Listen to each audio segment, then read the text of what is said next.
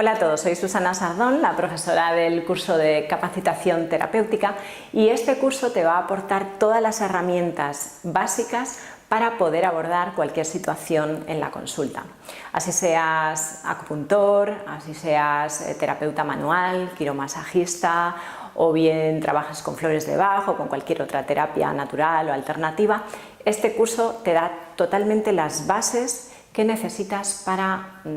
cualquier tipo de comunicación en consulta, para cualquier situación difícil, porque generalmente uno cuando termina de estudiar varias terapias se encuentra en una situación un poco que le cuesta, ¿no? enfrentar